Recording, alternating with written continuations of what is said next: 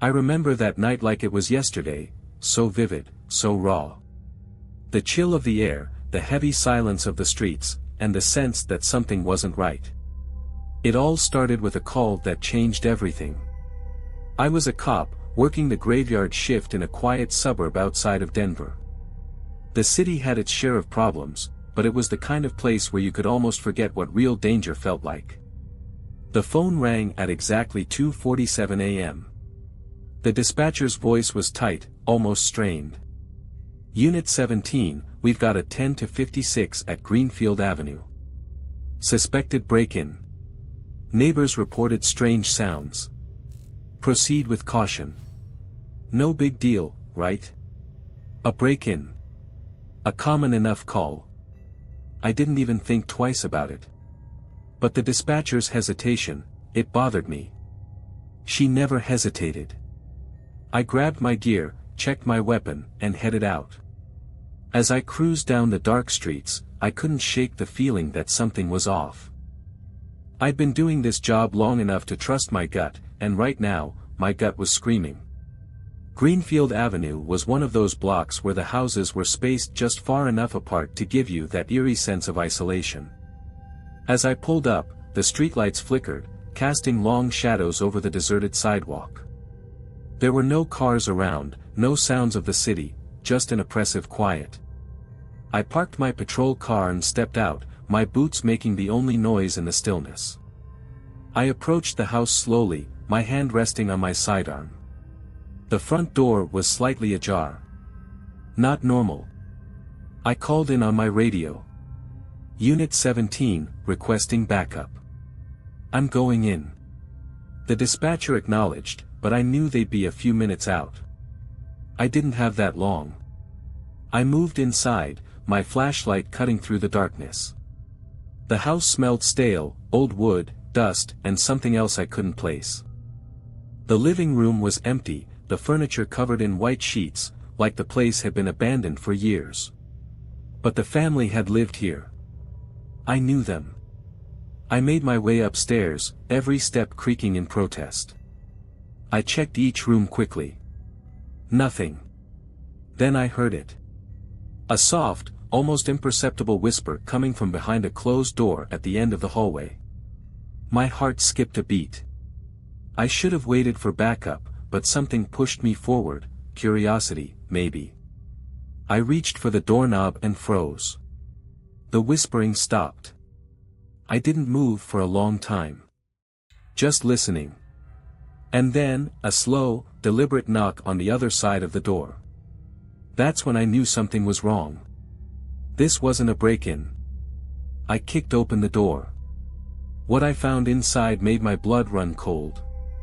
The room was empty, but the walls were covered in writing. Scrawled in red. Names, phrases, symbols. Some of it made no sense, but some of it. I recognized it. I'd seen it before. Not in any report, but in my nightmares. The names were of people who'd gone missing over the past few months, people I'd investigated. People I'd never been able to find. As I scanned the walls, a loud crash from downstairs shook the floor beneath me. My heart pounded in my chest. I turned to leave the room, but something stopped me. A figure, standing in the doorway. A man. Tall, thin, his face obscured by shadows. His eyes were the only thing I could see clearly. They were black. No whites. Just endless, empty blackness. And he smiled. Not a real smile. The kind of smile you see in your nightmares, the kind that makes you question your grip on reality. "Help me," he whispered. And that was all it took for the terror to completely overtake me.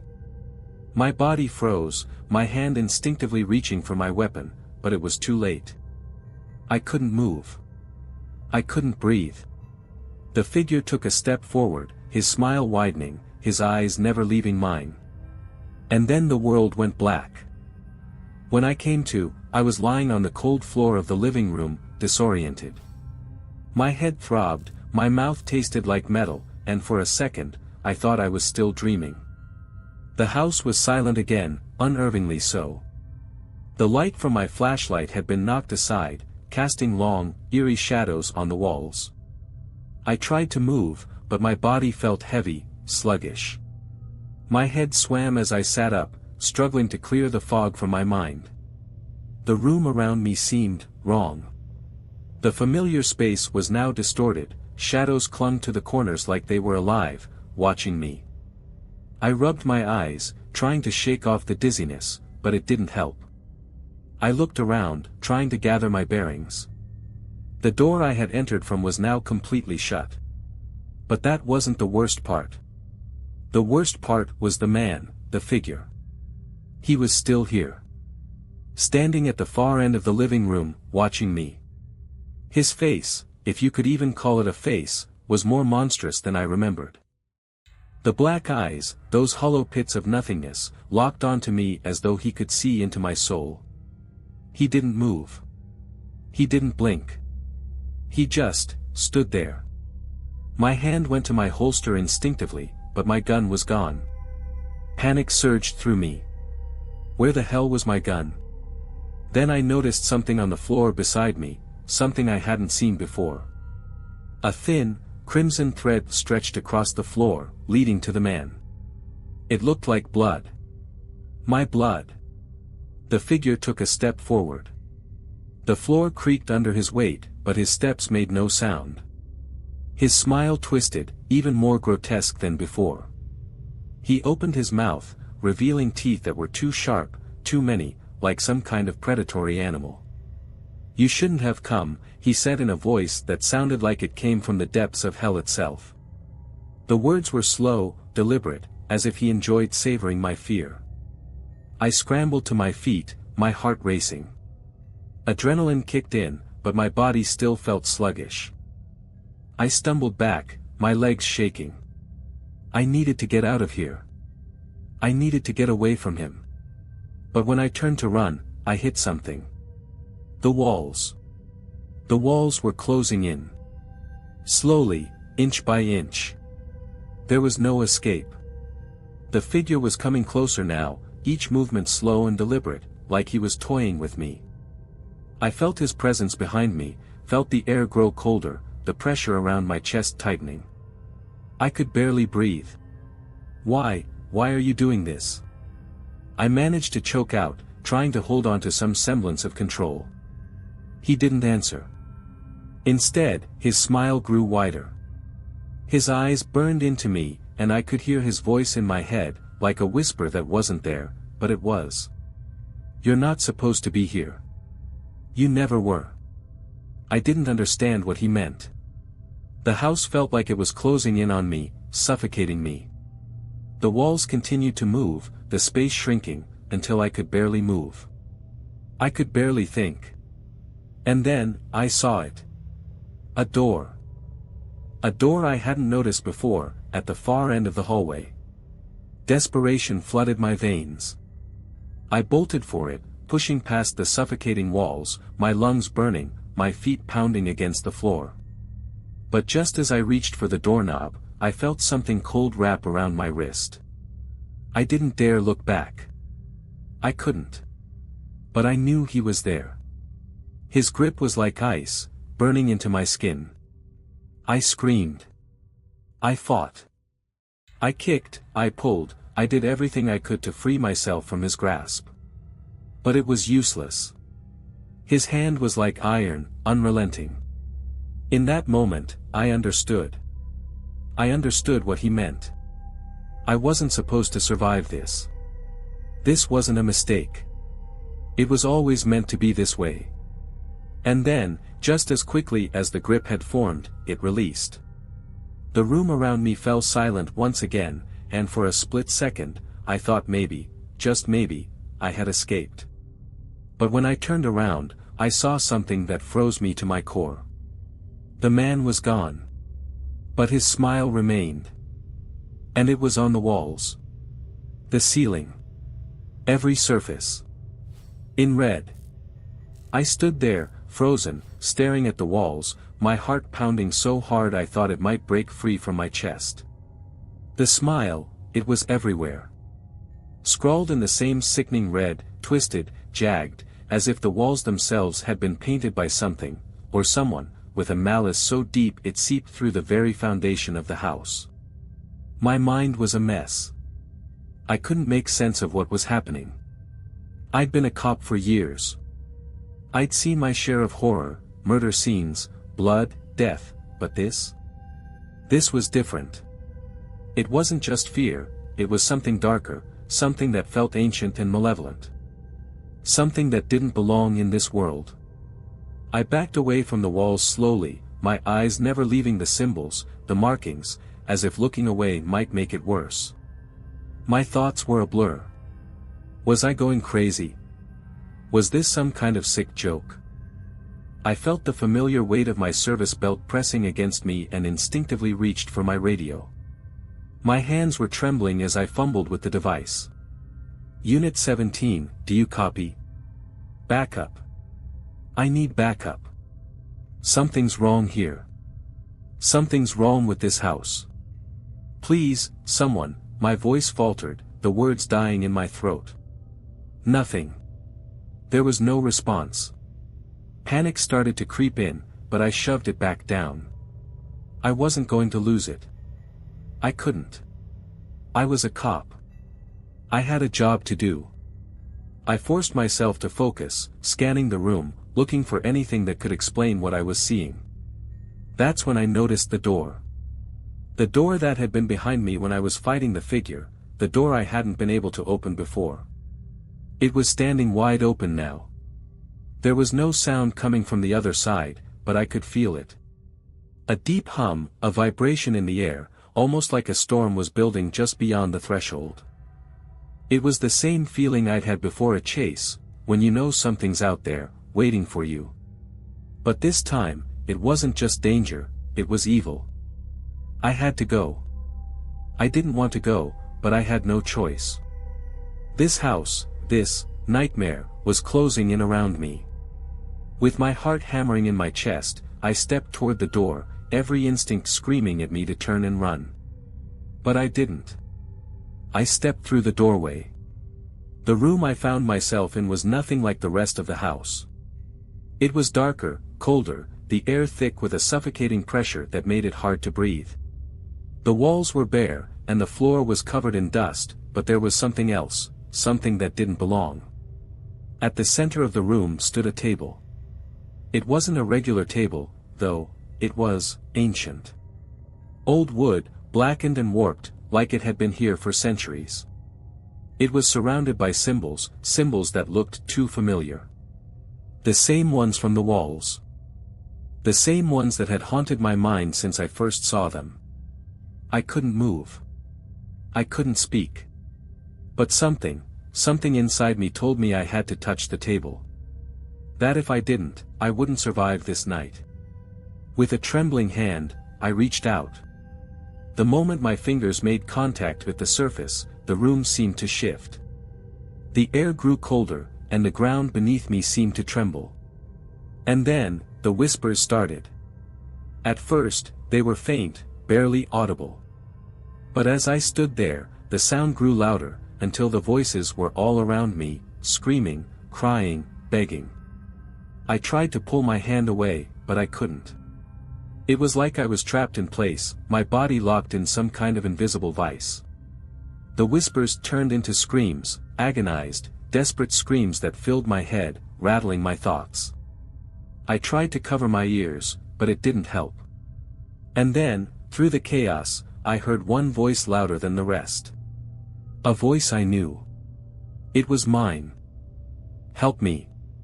Please, help me. The voice was coming from the table, from the symbols, from the darkness itself. I couldn't explain it, but I could feel it, my own voice, pleading for help, lost in a place I couldn't escape from. I could barely keep my thoughts together. I wanted to scream. I wanted to run. But my legs wouldn't move. I was paralyzed, helpless. And then, it happened. The air in the room crackled, and the temperature dropped so suddenly that I could see my breath mist in front of me. From the shadows, a figure emerged. It was him. The man. The one with the black eyes. But this time, he wasn't alone. Behind him, hundreds, no, thousands, of others stood in the darkness, their faces twisted in agony, their eyes wide open but blind. They were all watching me.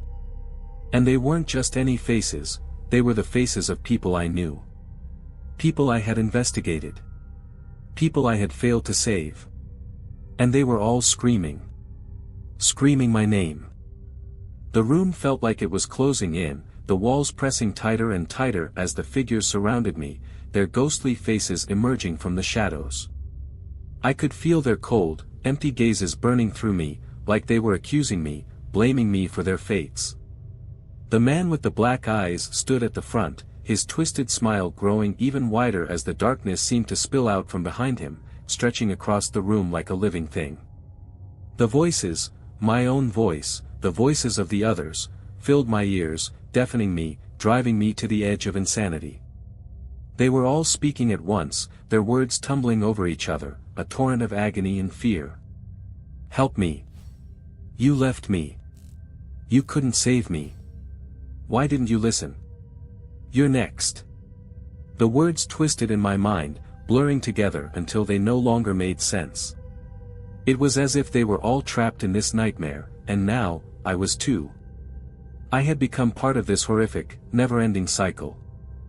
I tried to move, to run, but my body refused to obey. My legs were frozen, my feet glued to the floor, as if the very air had solidified around me. It felt like I was suffocating, the pressure on my chest growing tighter with each passing second. And then the man with the black eyes stepped forward. His face was inches from mine now, his breath cold against my skin. His smile, that sickening grin, was now a jagged, grotesque thing that stretched impossibly wide. You think you can escape, he whispered, his voice so low that it sent a chill straight to my bones.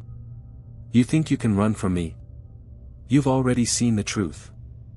I wanted to scream, but no sound came out. His presence filled every inch of the room, and I felt a coldness seep into my soul. I couldn't move. I couldn't fight. I was paralyzed, trapped in the nightmare I had stepped into. The darkness around me seemed to ripple, and for a moment, I thought I saw the outline of another figure, a tall, thin woman standing behind the man. Her face was hidden in shadow, but I could feel her gaze on me. She was watching. Waiting. Suddenly, the man's voice echoed in my head again, louder this time. Do you see them? All of them? His grin widened. They're all waiting for you. Waiting for you to join them. I couldn't breathe. I couldn't think. The weight of his words pressed down on me, crushing me. I wanted to beg for mercy. I wanted to plead with him, to tell him I didn't deserve this. But I couldn't speak. I couldn't move. The woman behind him stepped forward, her silhouette now clearer, and I could see her face. Or at least, what was left of it. Her skin was pale, stretched tight over a skull that seemed too big for her face. Her eyes were black, hollow like the man's, but her mouth was something else entirely. It was wide, impossibly wide, like it had been torn open, stretching all the way back to her ears, a grotesque mockery of a smile. She didn't speak. She just watched me, her black eyes never leaving mine. The man took another step closer, his hand outstretched. He placed it on my chest, right over my heart. I could feel the coldness of his touch burning through me, colder than anything I had ever felt before. I'll tell you a secret, he said, his voice so soft it felt like it was coming from inside my head. You're not the first. You won't be the last. The world around me began to tilt. The walls seemed to warp and bend, the darkness bleeding into the room, swallowing everything in its path. The figures that had been standing in the shadows were now moving, shuffling toward me, their eyes fixed on me, their faces contorted in agony and rage. I tried to scream, to call for help, but my voice was gone. My body was gone. I was fading, slipping out of existence. And then, the darkness took me. I don't know how long I was lost in the darkness. It felt like years and seconds at once, like time didn't exist anymore, like I had slipped outside of it entirely. But the screaming voices, the agony, the relentless pressure on my chest, they were still there, still pulsing through the blackness, pulling at me. I thought I was gone. I thought I'd crossed over to whatever place the others had gone. But then, somewhere deep in that suffocating black, I heard a sound. A voice. It wasn't the man. It wasn't the woman. It wasn't any of the lost souls. It was my own voice. And it was, calling me back. Wake up. That voice. That faint whisper. I felt something shift inside me, something deep. I wasn't sure if I was dreaming, or if it was the last thread of my consciousness, but I reached for it. Reached for that voice, for anything that might pull me out of the hell I had fallen into. Suddenly, I felt the cold, ice-cold air around me, real air, not the suffocating weight of the dark. I gasped, inhaling sharply as if I had been drowning, filling my lungs with the sensation of life again. My eyes snapped open. I was on the floor, again. But this time, it was different. I wasn't in the house anymore. I wasn't surrounded by figures and shadows. I was back in the living room, the same one I had entered when I first arrived. The room was empty. Silent. But it wasn't over. I knew it wasn't over. The terror was still there, lingering at the edges of my thoughts, like a shadow that wouldn't leave. The figures, the whispers, they hadn't gone anywhere. They were waiting. I stood up slowly, my legs shaking, my hands trembling as I wiped sweat from my forehead. My breath came in ragged gasps, as if I had just woken up from a nightmare. But this wasn't a nightmare. This was real. I glanced around. The house, the same one I had entered hours, maybe days, before, was now eerily calm. But the weight of something unnatural still pressed against me, pushing at my chest. There was a door at the far end of the room, slightly ajar. The same one that had led to the table. The one that had drawn me into this nightmare. I couldn't leave. Not yet. I knew I had to go through it. I had to face whatever was waiting for me. I moved toward the door, my footsteps slow and deliberate, each one heavier than the last. I didn't know if I could survive whatever was on the other side, but I knew I couldn't stop. I had already seen too much, felt too much. The man with the black eyes, the woman with the endless smile, the faces of the lost. They were still out there, somewhere, and they would never stop until I faced them. I took a deep breath and pushed open the door. But what I saw beyond that threshold stopped me in my tracks. There, standing in the center of the room, was the man again, the one with the black eyes. But this time, he wasn't smiling. His expression was sad. Almost regretful. "You didn't have to come back," he said, his voice soft, almost sorrowful. "But you did. And now you understand." I couldn't speak. I didn't have the words. Everything I had seen, everything I had felt, it was too much to process. He took a step forward, his cold gaze never leaving me. "You'll be free," he said, "but only if you make a choice." A choice. What choice? I didn't have time to ask. I could feel the walls around me closing in once more, the darkness creeping back, pulling at my body, at my soul. I tried to speak, but no words came out. The figure's face softened, his black eyes searching mine, like he was waiting for me to understand. And then, everything went black again. When I finally woke up, I was back in my patrol car, the engine running, the streetlights flickering. I was alone. The house was gone. The figures, the whispers, the man with the black eyes, they were all gone. But I knew. I knew they were still out there. Watching. Waiting. And one day, I wouldn't be able to outrun them. I don't tell anyone about what happened that night. Who would believe me? They'd say I was losing my mind. But I know the truth. I saw the other side. I saw what lies in the shadows. And it's not done with me yet. It's never done. Did you like these stories? Write in the comments. And please write what you didn't like. It will be useful for me to know your opinion. And I will improve my work. Thank you. Subscribe to my channel and click the bell so as not to miss new stories. I try for you.